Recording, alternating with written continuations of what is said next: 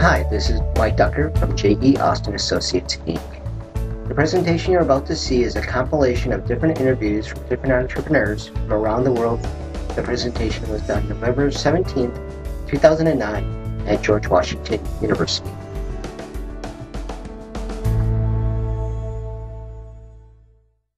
The decision was to persevere and fight all odds till I achieved my dream.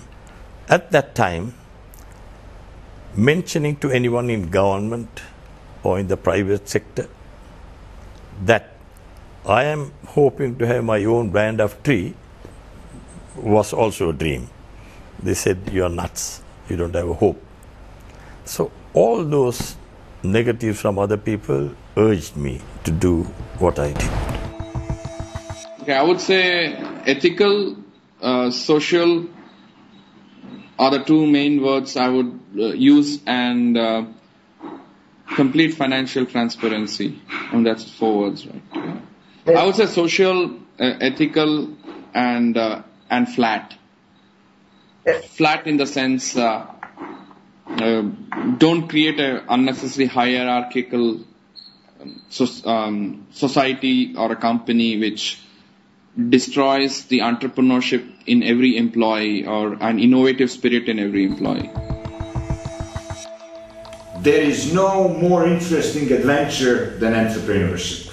I spent half of my career in multinational corporate world, and in emotional sense, in sense of an excitement and adrenaline, there is nothing more rewarding than entrepreneurship. Yeah, the role for my business, maybe I give you 3. First is our president, Susilo Bambang Yudhoyono, and the second is Bill Gates, because this is the IT, I see like IT what, and the third is the Donald Trump.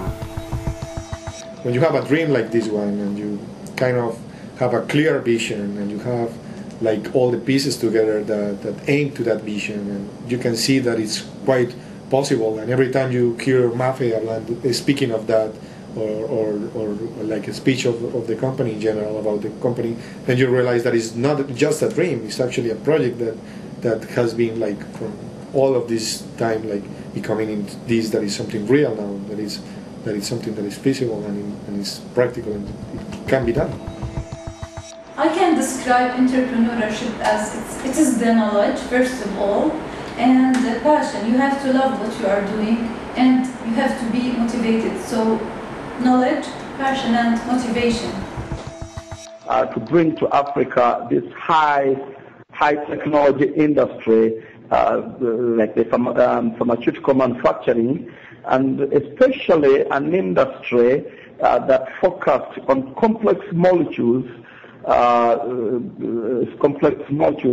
for ARVs and antimalarial ACTs. Of course, there were many skeptics, people who thought this was not possible at all.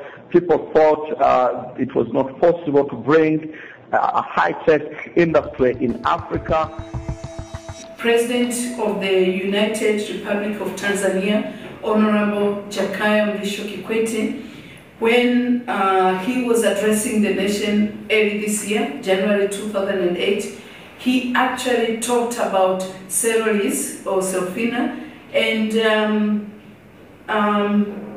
informed the public about the work that we do, how we finance women, how women are able to access productive tools, productive assets from the company. He talked about the women that we had financed, the jobs that we had created, and he actually said the country would benefit a lot more if more institutions would emulate the example of Cerealis or Selfina. And to us, this was a great moment. It was very rewarding. Well, nothing worse, you have to think laterally. I found that this is important. I found that most of the people that are into research, they try to always think very logically.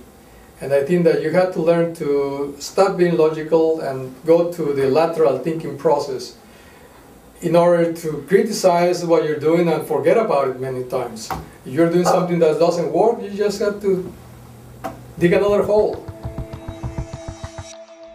As to the most important decision, I guess that the most important decision we made to support our growth is to keep on going despite all the obstacles and hurdles we faced and facing.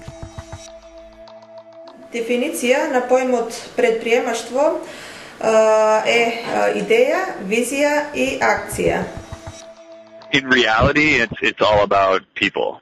Our growth is linked to the quality of the people we hire, and it's still linked to that. This is still like one of my primary jobs, and it is one of the hardest things that we have to do is find, recruit, onboard really excellent talent, which may not know or be passionate about social enterprise the way we are, but they can be, and that's our challenge. That's our limitation to growth, and that's also what's gotten us where we are now.